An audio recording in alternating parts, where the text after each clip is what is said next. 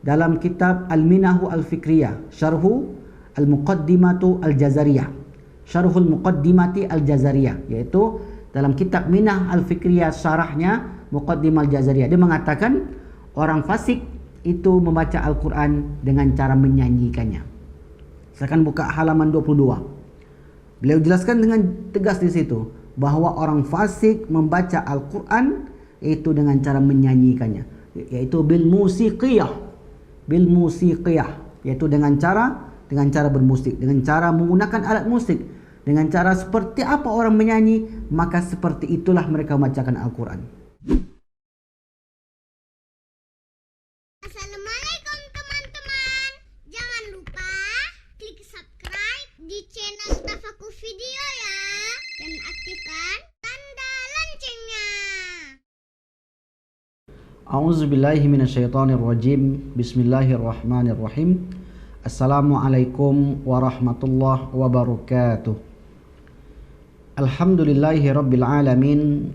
Wassalatu wassalamu ala asyrafil anbiya'i wal mursalin wa ala alihi wa ashabihi wa man tabi'ahum bi ihsan ila yaumiddin. Allahumma salli ala sayyidina Muhammad wa ala ali sayyidina Muhammad.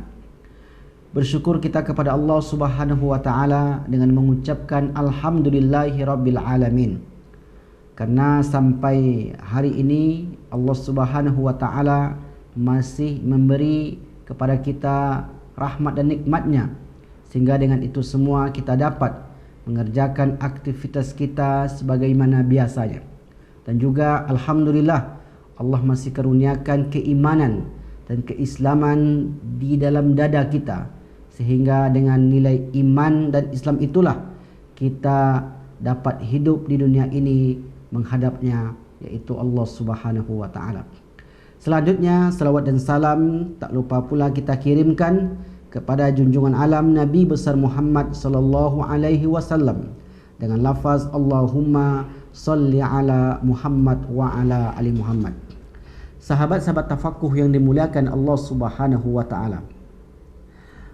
Kembali lagi kita membahas sebuah hadis atau sebuah pembahasan yang bercerita tentang akhir zaman, atau juga disebut dengan hadis-hadis eskatologi, di mana hadis-hadis tentang akhir zaman ini menginformasikan kepada kita bahwa banyak hal yang akan terjadi sebelum dunia ini berakhir.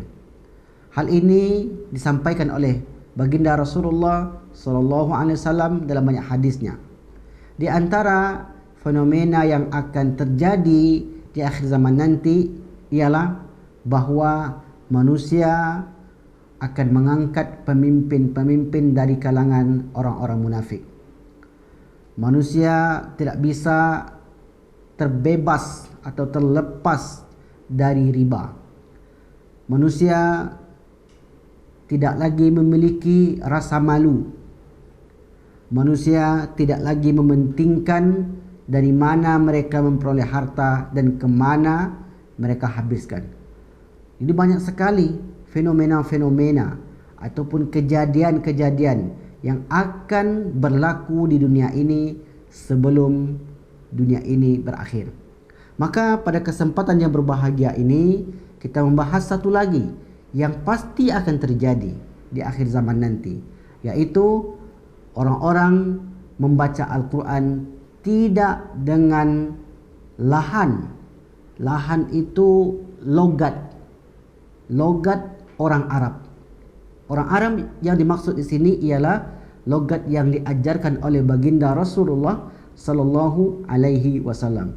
Maka dalam hadis yang diriwayatkan oleh Imam Al-Baihaqi dalam kitab Syu'abul Iman, yaitu cabang-cabang keimanan, dan juga hadis ini diriwayatkan oleh Imam At-Tabrani dalam Mu'jam Al-Kabir dan Mu'jam Al-Awsat, dan dalam kitab-kitab hadis yang lainnya, di mana Rasulullah SAW menyampaikan kepada umatnya bahwa nanti di akhir zaman akan ada orang-orang yang membaca Al-Quran tidak menggunakan logat ataupun lahan yang diajarkan oleh baginda Rasulullah sallallahu alaihi wasallam kepada para sahabat, dari sahabat ke tabi'in, tabi'in ke pengikut tabi'in, sampailah kepada zaman kita sekarang ini. Rasulullah mengajarkan kita membaca Al-Quran dengan tartil. Warattilil Qur'ana tartila. Bacalah Al-Quran itu dengan tartil. Tartil maknanya dengan pelan, dengan santai, dengan suara merdu, dengan suara yang enak didengar. Tapi tidak cukup dengan suara saja. Seorang yang membaca Al-Quran mesti memperhatikan qawaid, kaedah-kaedah, yaitu kaedah tajwid, tahsinnya dalam penyebutan huruf atau yang disebut dengan makhrajul huruf. Qa disebut qa. Qul huwallahu ahad, katakanlah Allah itu esa. Dia baca dengan qul huwallahu ahad, bukan dengan kul. Kalau kul maknanya makanlah. Kalau qul di dalam, maka katakanlah. Maka ini yang disebut dengan ilmu tajwid atau kaedah-kaedah dalam membaca Al-Quran. Sahabat-sahabat yang dimuliakan Allah Subhanahu wa taala, maka perintah ini disebutkan langsung oleh Allah Subhanahu wa taala dalam surat Al-Muzammil. Auzid alaihi warattilil Qur'ana tartila. Atau lebih dari seperdua itu, maka bacalah Al-Quran itu dengan perlahan-lahan, dengan tartil. Kemudian dalam ayat lain Allah Subhanahu wa taala berfirman, Qur'anan Arabiyyan, bahwa Al-Quran itu adalah berbahasa Arab. Ghaira zi'iwajin la'allahum yattaqun, yang tidak ada kebengkokan di dalamnya agar manusia bertakwa kepada Allah Subhanahu wa taala. Maka ini jelas bahawa membaca Al-Quran mesti dengan tartil, mesti seperti apa yang diajarkan oleh baginda Rasulullah sallallahu alaihi wasallam kepada para sahabatnya. Namun sahabat-sahabat yang dimuliakan Allah Subhanahu wa taala, apa yang diajarkan oleh baginda Rasul itu ternyata nanti di akhir zaman akan mengalami pergeseran. Mereka tidak lagi mengikuti apa yang diajarkan oleh baginda Rasul. Mereka membuat lagu tersendiri. Bahkan lagu itu sangat asing sekali. Mereka membuat logat dalam bacaan Al-Quran yang sangat-sangat tidak familiar, yang sangat-sangat asing di telinga orang-orang beriman. Rasulullah menyampaikan an Hudzaifah ibn al-Yaman, dari Hudzaifah, seorang sahabat yang bernama Hudzaifah bin Yaman, an Rasulillah, dari Rasulullah sallallahu alaihi wasallam, annahu qala, bahwasanya beliau bersabda, Iqra'ul Qur'an, perintah, bacalah Al-Quran, biluhunil arabi wa aswatiha, dengan lahan-lahan, yaitu dengan logat-logat dan suara-suara orang Arab. Orang Arab di sini dimaksud ialah seperti apa yang diajarkan oleh baginda Rasulullah sallallahu alaihi wasallam. Wa iyyakum, jauhilah oleh kalian. Tadi di awal diperintah bahwa bacalah Al-Quran sesuai yang diajarkan oleh baginda Rasul, sesuai apa yang diucapkan oleh orang-orang Arab. Sementara kalimat yang kedua mengatakan wa iyyakum, jauhilah oleh kalian, waluhunu ahlul fisk, yaitu lahannya, cara menyebutnya atau cara mengucapnya orang-orang fasik. Apa maksudnya? Yaitu jauhilah oleh orang beriman cara bacaan orang-orang fasik. Wa ahlil kitabain, dan dua ahli kitab, Yahudi dan Nasrani. Nanti akan kita uraikan seperti apa orang fasik itu baca Al-Quran. Maka akan kita jelaskan nanti. Fa innahu sayaji, sesungguhnya akan datang mim ba'di, sesudahku, kata Rasul, qaumun, satu kaum yurajji'una bi Qur'an. Mereka itu yurajji artinya tardid, mereka mengulang-ulang. Tarji al-ghina, seperti mereka mengulang lagu. Kalau lagu itu ada rapnya. Rap, biasanya kalau lagu sudah sampai ke bawah, selesai, diulang lagi dari rap. Diulang lagi, sampailah suatu nyanyian itu berakhir. Maka nanti akan datang suatu kaum yang mereka meniru bacaan Al-Quran mereka seperti nyanyian-nyanyian orang-orang jahiliyah dahulu. Warrahbaniyati wa nauhi, yaitu seperti yang dilakukan oleh orang-orang ahli kitab sebelumnya. Wan nauhi, dan orang-orang yang meratap. La yujawizu hanajirahum. Bacaan mereka itu hanya sampai ke kerongkongan saja, tak masuk ke hati. Maftunatun qulubuhum. Hati mereka itu terfitnah. Wa qulubu may yu'jibuhum sya'nuhum. Dan begitu pun orang-orang yang mendengarnya terperdaya dengan bacaan mereka, sangat indah dan bagusnya. Tapi bacaan tersebut tidak sampai ke dalam dada mereka, ke hati mereka. Bacaan itu hanya sampai pada kerongkongan belaka.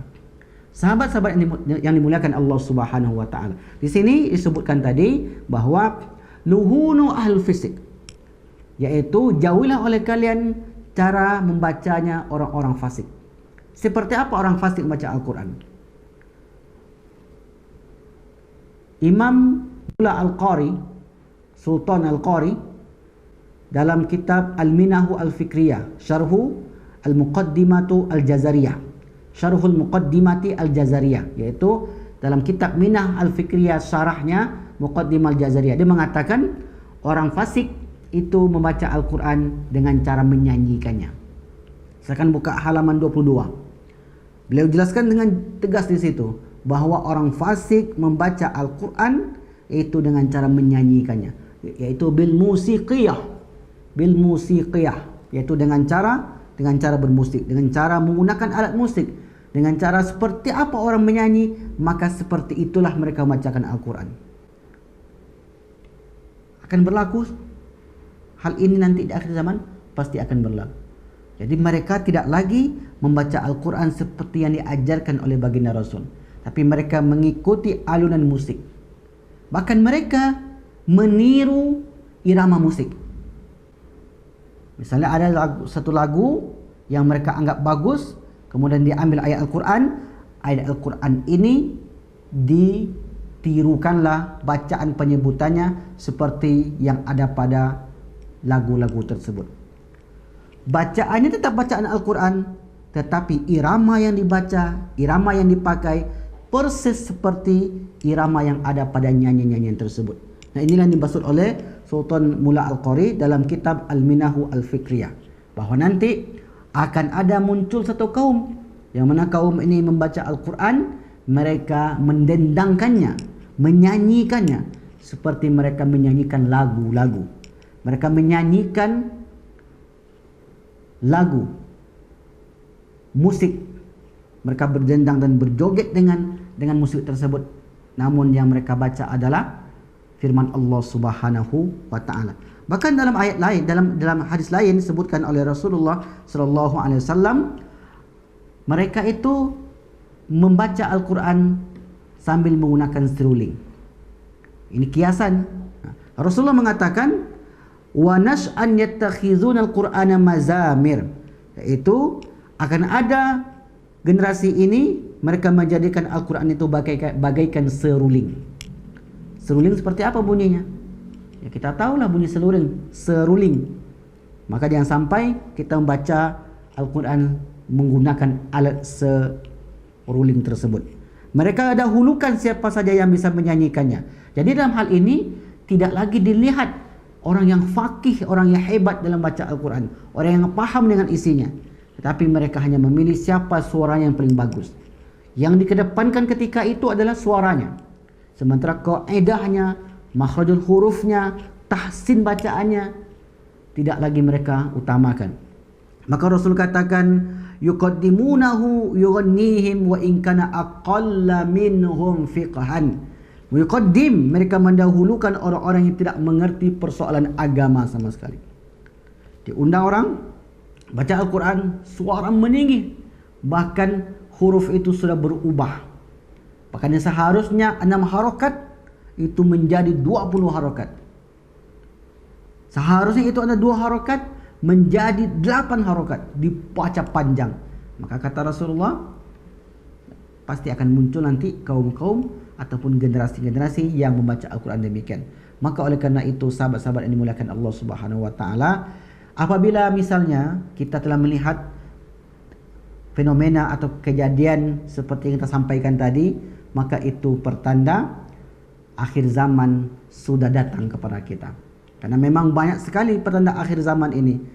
seperti yang kita bahas pada episod-episod sebelumnya. Tapi pada pembahasan kali ini, salah satu tanda akhir zaman adalah orang akan berlomba-lomba untuk membaca Al-Quran dengan nada yang bermacam-macam. Semakin banyak dan bagus nadanya, maka itulah yang menjadi juara, itulah yang akan dikembangkan pada masa itu.